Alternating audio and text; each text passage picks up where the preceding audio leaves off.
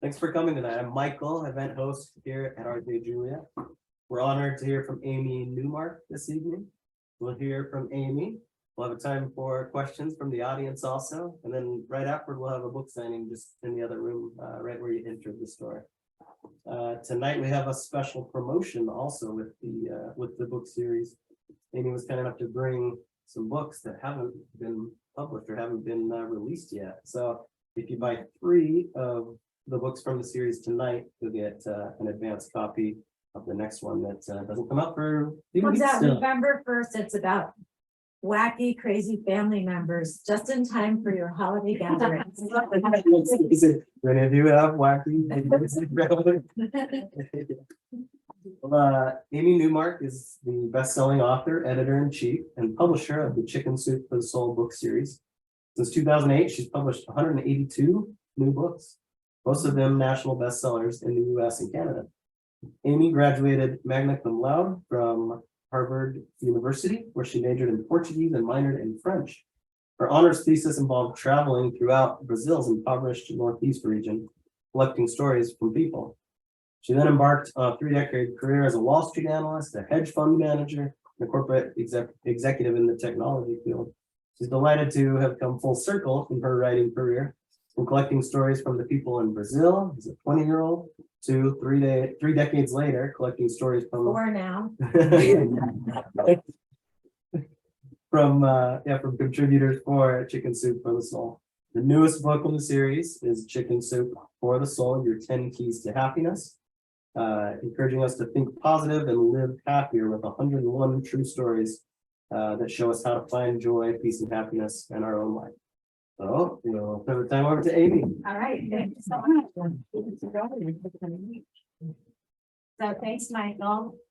So I made this book because I've been doing this for 14 years, and I have read tens of thousands of personal revealing stories from people who really unselfishly share like what has worked in their lives, what hasn't worked in their lives. And actually 3 of our contributors are in the audience. MJ, Shay, Louise Forster, and Kathleen Tucker are here behind their masks. There. But our contributors do share what has worked for them and what hasn't worked for them. And by reading these tens of thousands of stories that I've published or that have been submitted for publication over the past 14 years, I really feel, well, I have kind of an analytical bent to the way I think. And so I've really analyzed everything that I've seen in these stories. And I think that I've really figured out 10 keys to happiness. And that's what I put in this book. And I made this book because it's like a legacy that I can leave behind after all these years of working at Chicken Soup for the Soul. It's this book that really synthesizes everything I've learned into one place where you will read about each key to happiness. There's a little essay about each key to happiness, and then 10 stories that illustrate, they give you role models for that particular key to happiness.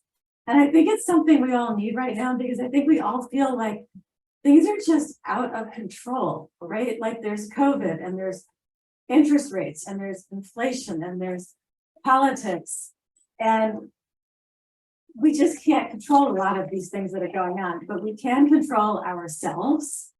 And so at least let's do that. At least let's figure out some ways that we can exert some more control over our own lives, our own attitudes, and make ourselves happier and more productive and just better participants in life. And so that's what this book is about. And what's cool about it is that you don't have to do all 10 keys to happiness. If you even just do one of them, or follow the advice in one story out of the 101 in the book, you'll see that your life changes. It really does make a difference. Now, the first key to happiness, and I think this is the most important and one that you can't be happy without, and that is gratitude. I mean, gratitude makes you a more fun person. Nobody likes a complainer, right? Everybody likes an upbeat, optimistic person. And scientific studies, and I like scientific studies a lot, they have proven that people who practice gratitude in their lives are happier, they're healthier, they're more successful in their work and their relationships, because you can't really be happy if you're focusing on what you lack instead of what you have. So the wonderful thing about gratitude is it's one of those personality traits that you can add on. You can't add on a lot to your personality. You're kind of fully baked, but this is one that you can add on. A lot of us are already fairly optimistic, grateful people. We're always looking for the silver lining when something goes wrong. But a lot of us are not that way, and we're more pessimistic and more cautious about our outlook when things start to go wrong. Well, you can train yourself to be a thankful person and use that power of gratitude to make your life better. So I put a story in the book from a friend of mine in Greenwich named Jennifer Quasha, and Jennifer was always a pessimistic, unhappy person. And sometimes she had reason to be unhappy. When she lost 2 friends in a car accident, she was mugged. She was raped by the actual Central Park rapist. She went through a lot of bad things, but she had a lot of good things in her life too. And she never saw the bright side of anything. And she said she came from a long line of clinically depressed family members. And then she had children and she decided it was time for a change. So she had one of those little date books that just has a tiny little square for each day. And she decided that each night before she went to bed, she would just write down one good thing that had happened that day. And it might have been like, I picked the right line at the bank, or my husband came home from work early. Well, she found that by writing down that one thing each night, her whole day changed because she started looking for what her nighttime thing was going to be. What was she going to write down that night? And so she started looking for the good in every day. And a lot of our writers tell us they write down 3 things a day. And if you do this for 1 month and you write down 3 good things a day, 3 things you're grateful for, either some constant in your life, like I'm grateful for my husband, or something that happened that day that was good. But if you write down 3 a day for a month, at the end of the month, you're going to have 90 things that you're grateful for. And it's a really simple exercise, and it's really going to take a minute a day. But we have gotten thousands of stories from people who have reported that this has completely changed their lives because they approach every day now with a positive attitude. So that's the most important tip in the book. And what I like about it is that it's something that you can change in your life just by deciding. It's a real instant fix. Now, another instant fix, even though this seems a lot heavier, is to liberate yourself from past resentments and disappointments by using the power of forgiveness. And that sounds hard, but it actually really, really works. And I have done it myself, and it is truly liberating. So you know why forgiveness is so important, right? Because you're carrying around this emotional weight all the time. If you keep thinking about that, that insult or that thing that your sister-in-law did to you, or that disappointment that you had.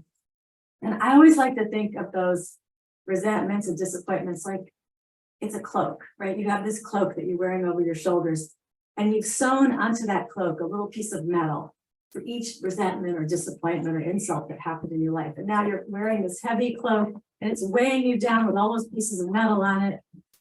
And what if you just shrug it off and you leave that stuff in the past, because it happened in the past, right? So why are you bringing it with you into the present, and into your future? Like, leave it in the past where it belongs.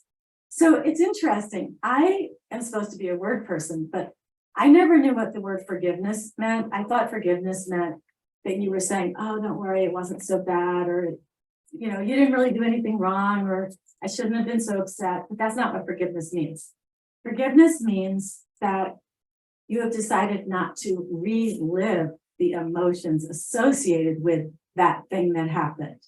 So you're not saying it was okay. You're just saying intellectually, yes, it happened and it was terrible, but I refuse to relive the emotion because that happened behind me.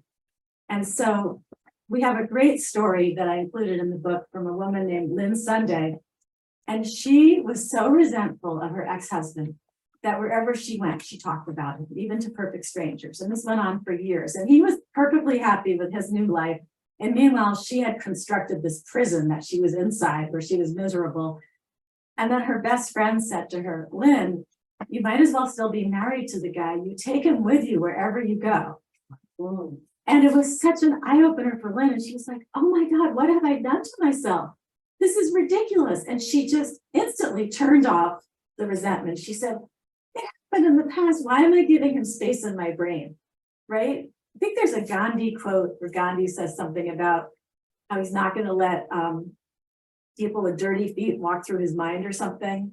And it's really true. Like, why are you letting people into your head? And so it's something that I use to know that I just don't have to talk to that person anymore, or I do have to talk to that person, but I don't have to let them bother me anymore. And all of those things happened in the past.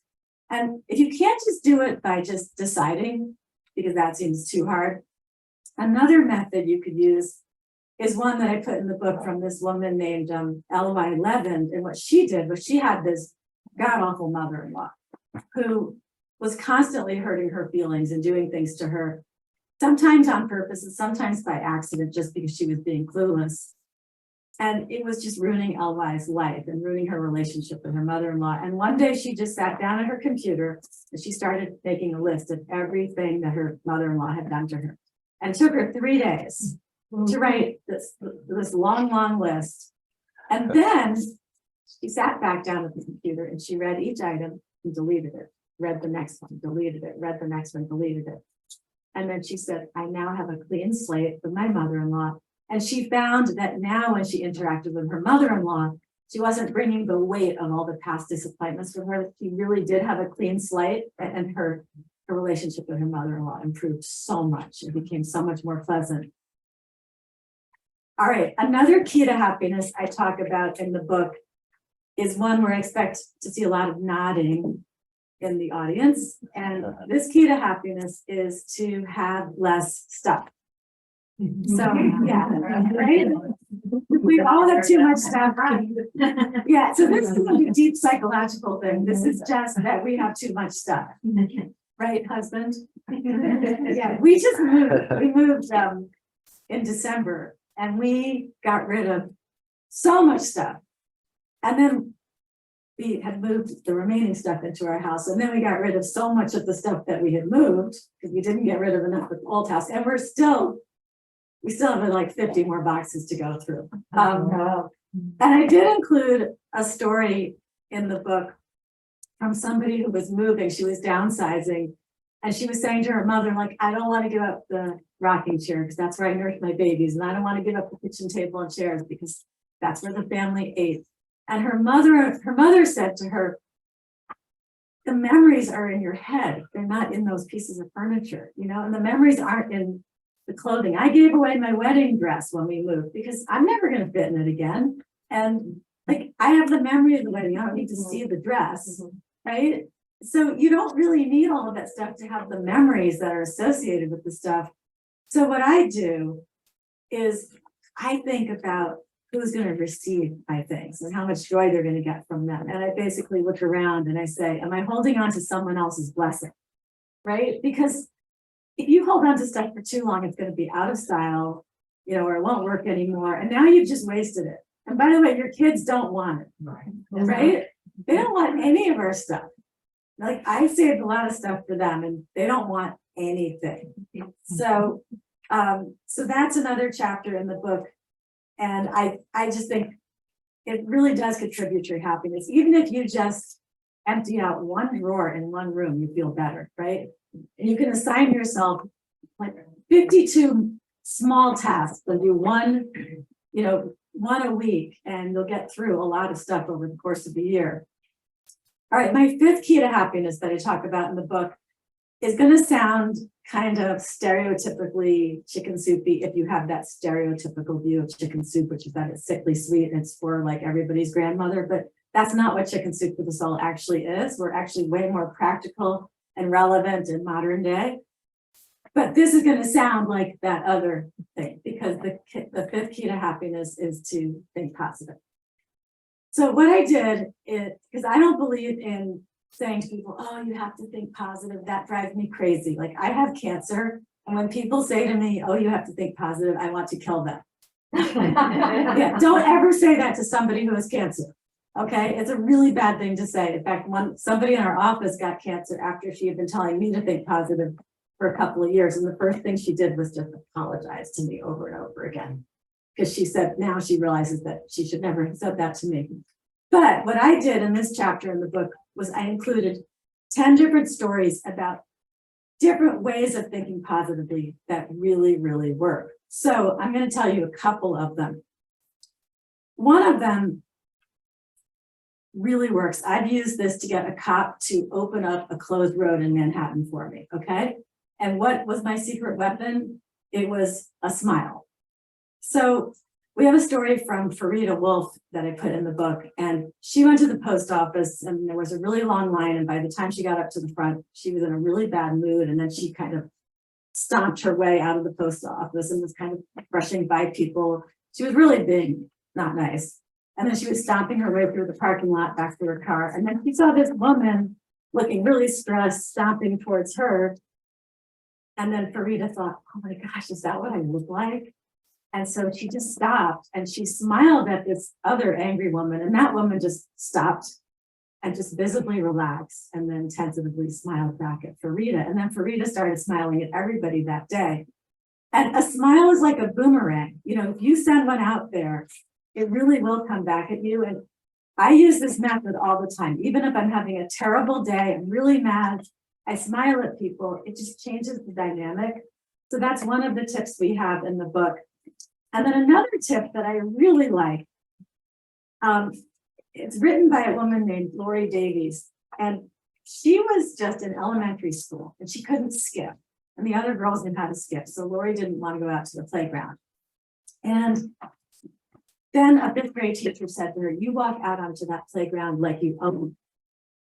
And Lori thought, okay. So she walked out onto the playground pretending that she owned it. And these boys asked her if she would be Wonder Woman because they were playing superheroes. And so she didn't have to skip. She clambered up to the top of the jungle gym and she was Wonder Woman, and she had a great time. And she never forgot that lesson that she learned when she was a third grader.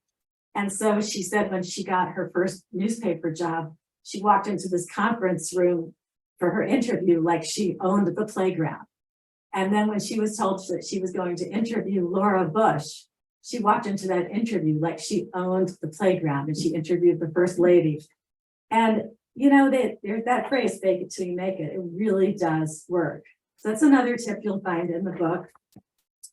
All right, another key to happiness in the book, and I'm kind of rushing through these, but I just wanted to give you an overview of some of them. I'm not even going to go over all of them.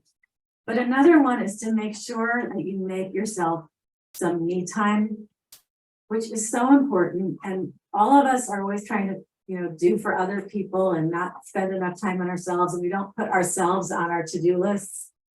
So there's a story in here that I love from a woman named Christine Byron. And actually, for our contributors who are in the audience, Christine Byron is Diet Corona's mother. Diet is our associate publisher.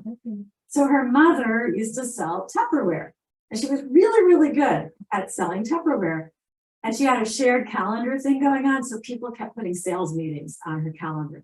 And she had no time for herself and no time for her family.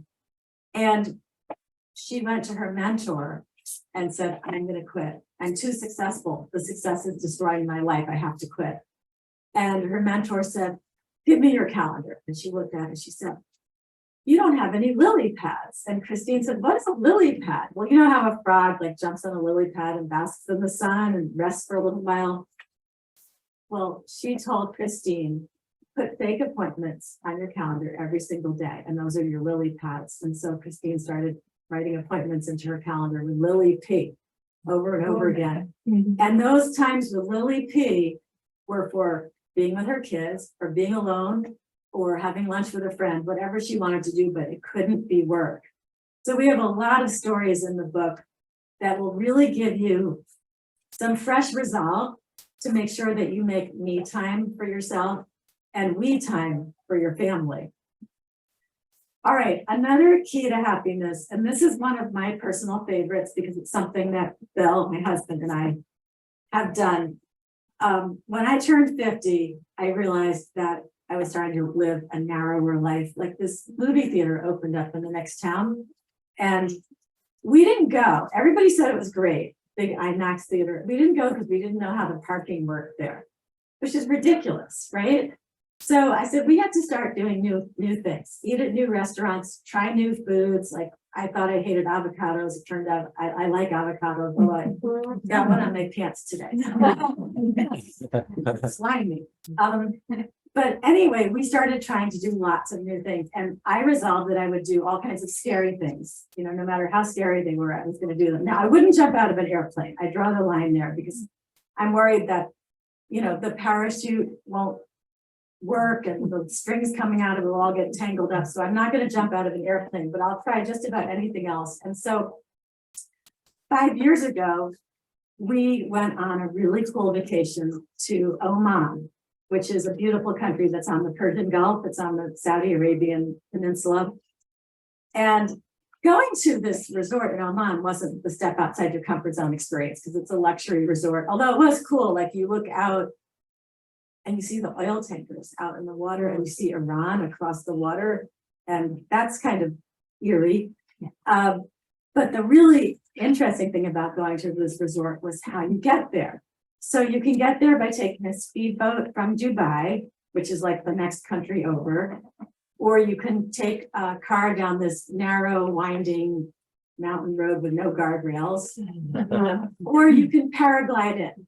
So TripAdvisor said that the really cool guests would paraglide in. So I said, that's what we're going to do. So, and I, you know, had this image of like some kind of fixed wing thing, and I thought that made aerodynamic sense. So I was a total idiot because we got up to the top of this cliff. It's 1,000-foot cliff that plummets down to the sea. And they're putting this harness on me. And then I look behind me, and behind me, lying on the ground, is a parachute with a million strings coming out of it. I'm like, wait, I don't do parachutes. And then I realized it's paragliding. What did I think it was? You know, and I had no idea. And then they put this helmet on my head, and I thought, what is that for? Because how is that possibly going to save my life? Right? So I'm maybe it will help identify my body. And then the worst thing happened. The guy said to me, you have to run off the cliff. And Bill said, you can go first. Yeah, he was actually paying attention. He knew it was to get it over with. Yeah. So you had to run off the cliff in order to get the parachute to fill with air. So the only way to make it work was to have faith that the parachute would fill with air. Yeah, so I did it. I was terrified. I mean, I have a high voice, but I sounded like Minnie Mouse that day. And then you're strapped onto a guy. It's not like I was by myself. And the guy goes, oh, the winds are great today. We're going to be able to go up even higher. So we went up higher than where we started. And we stayed up for like 15 minutes. Oh, wow. Yeah. Anyway, we finally landed. I never have to do that again. But once I did that, I knew, like, after that, I went to Universal Studios in LA and went on every scary roller coaster ride with DeEtte Corona, our associate publisher. We were both terrified, but we did it really, really, really fast. So that I just couldn't, like, we just ran from one to the next without thinking about it. So I highly recommend stepping outside your comfort zone because it makes you feel kind of energized and empowered and like you're part of the world. I mean, it really does make a big difference in your life, and it turns you into somebody who continues to broaden his or her life instead of letting your life accidentally get narrower. Okay, I'm going to tell you one more key to happiness from the book because I'm skipping around, but this one I think is really important, and it's something that we've all become more mindful of because of the pandemic, and that is to get outside in nature. And I have a story in the book about Shinrin Yoku, which is Japanese for forest bathing. So forest bathing is this Japanese belief, and they have like a whole school of science around it, that exposing yourself to trees really does improve your mental and physical health. And it really is true. I mean, scientific studies, I love those, have shown that even just seeing a tree out your office window improves your health. So I have just become very committed to getting outside every day and being out among trees. And I think it gives you such a good perspective because you see the squirrels running around doing their thing and the ducks swimming by and the bees pollinating flowers. And all of these creatures have their own busy lives and they don't care about your petty little problems. And it just makes you so aware that you're just one tiny little living creature, you know, among millions of living creatures who are all coexisting and somehow it all works. So those are a few of the keys to happiness that I lay out in the book. And there's 101 different stories in there to help you find your own keys to happiness, find the ones that will work for you. And whether you try one of them or you try them all, I really believe it will make a big difference in your lives. And we did something kind of fun today, as Mike was saying. We brought along these advanced copies of our wonderful Wacky Family book. So if you buy any 3 Chicken Soup for the Soul books from R.J. Julia, you get for free one of the advanced copies of the wonderful Wacky Family book. And I also brought along, I left them up there, but I brought along some bookmarks for some of the books. I grabbed some as I was running out of the office today. So some of them I have some pretty bookmarks to go with them, especially if you want to use them as gifts. And now, if you have any questions about Chicken Soup for the Soul, we can talk about that.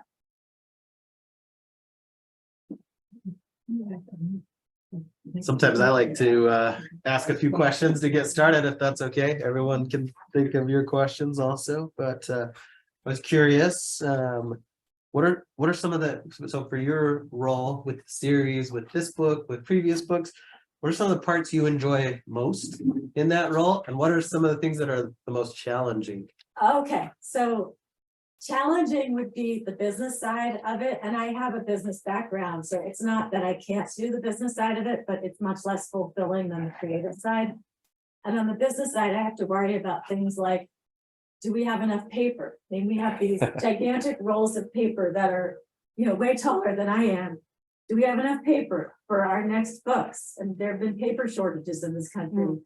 Does the printer have enough workers? There aren't enough workers anymore in this country. So, you know, we've had the printers not being able to run shifts. We've had books sometimes. Last Christmas, we sold out of everything. And we couldn't get books reprinted in time for Christmas. The creative side is so much more fulfilling for me.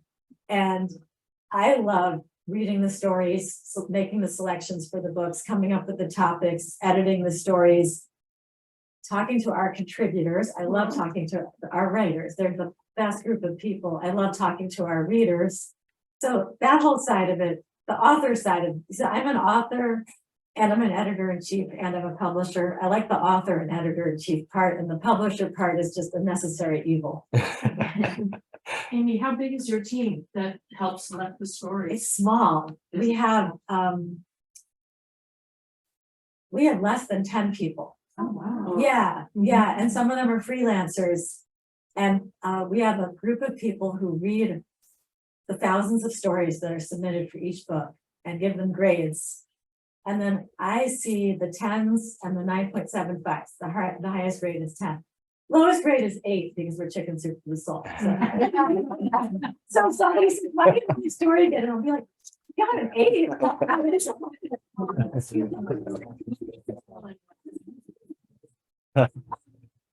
You get to read the 10s and 9.75s and then shape the book. And I keep thinking I'm going to run out of, you know, new ideas for topics, and then we could just keep thinking of new ideas. And it's just so much fun reading the stories. Right now I'm editing a book that's coming out in January called Lessons Learned from My Dog. And then next week I'm gonna start editing Lessons Learned from My Cat, which is coming out in February. So those will both be good. And we try to do good with our books also, like our cat and dog books. We give 40 cents per book sold to American Humane, which is the oldest animal welfare organization in the country. We give 25 cents per book sold for every Christmas book sold to Toys for Tots. You know, and we've supported in the past Dress for Success. We supported them with the Empowered Woman, which Kathleen was in. Yeah. And we supported a lot of really great nonprofits. We've given at least $80,000 to the Alzheimer's Association. We raised money for them with a really great book in 2014 about Alzheimer's. But every year we probably support between 6 and 10 nonprofits with our books. So that's really fulfilling also that we can do that. We're helping our readers and we're also helping worthy nonprofits by giving them a portion of our profits. Well, my mother is 94 and she has Alzheimer's. And she can still read, but she can't retain. So I've been reading these stories to her, I'd say, for a good 2 years. And I've gone through all the books several times. And to her, they're all the same stories. Yeah, But she loves them because they're short and we laugh and we look up words, the meaning of words that we don't understand. And it's really a way to keep her engaged. She was in the hospital just today and I brought a couple books up and I was reading them to her. So yeah, my they're father's wonderful. in memory care. And in his memory care unit, I donate books to them all the time and they read them to the residents. My father can't understand stories anymore, but the ones who aren't as far along in their dementia journey, they do get some pleasure from the short stories in our books. We have a whole bunch of new humor books. We put out our first deliberately funny book in April of 2020. So right at the beginning of COVID, and it was called Laughter is the Best Medicine. And I thought, oh my gosh, should I pull the book? Are people going to think it's disrespectful? But it was a huge bestseller for us, even though people couldn't go into the stores. So then we did another one called Read, Laugh, Repeat.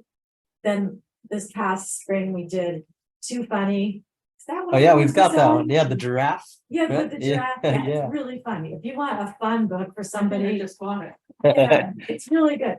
Our humor books are doing great. And that's why we're doing the funny family book also, because people right now are definitely looking for light reading. Yeah, they're really fun. I mean, these stories are so funny that like I read them when I pick them out and I'm laughing. Then I read them again when I edit them and I'm laughing. I read them again when I, decide what chapter to put them in the books. I mean, I'm reading the stories like 4 times and laughing all 4 times I read them because they're that good.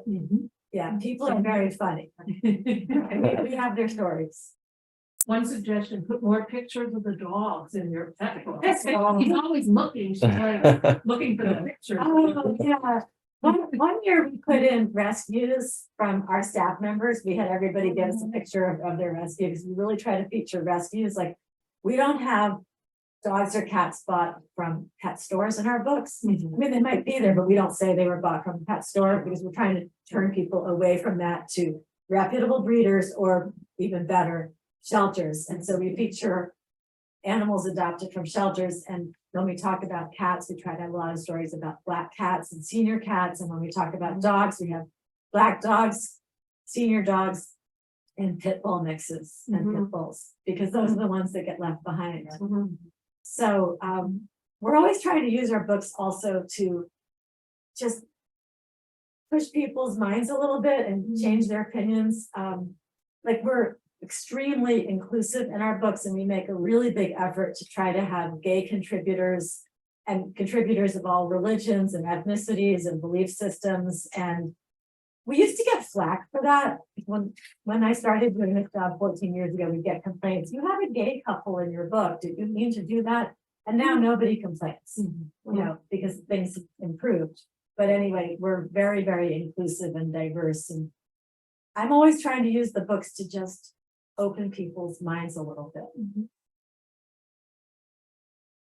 And if you have stories that you want to tell, go to our website, chickensoup.com. You can see the books that we're working on, the topics that we're looking for stories on. And I would say about a third of the stories in each of our new books are from contributors who we've never published before. So there are ample opportunities to get published with us. I have another question. I'm interested, so you shared so many good tips about keys to happiness. Do you think, are there like really unique strategies that are more effective just in the last, 10 or 2 years, or are a lot of these kind of universal, like timeless strategies for finding happiness? I think these are pretty universal. Yeah, and there's actually one I didn't put in the book because I thought it was too snarky. But I'll share it with you. Yeah, there's one that I really used myself that I didn't put in because it just sounded like I was being a little unfriendly or nasty, but we'll call it my 11th key to happiness, and that is to remember that friends are optional and you get to choose your friends. You don't get to choose your relatives. You get to choose your friends, and there's nothing better than pruning the garden of your life, and pruning out the friends who don't really add value to your life anymore and spending more time with the ones who do add value to your life. So Yeah, that's something I didn't put in there though, because I thought it might just be viewed as unfriendly. The You could do 11th that key. family Yeah. too. I was now. thinking, can't say that. Yeah. Any additional questions or what's that? Any additional questions for Amy? All right, well, we want to make sure we have plenty of time for the signing line also. Yes, and remember, you'll get that free book if you buy 3 from RJ Julie and want to support our local independent bookstore. Thank you so much.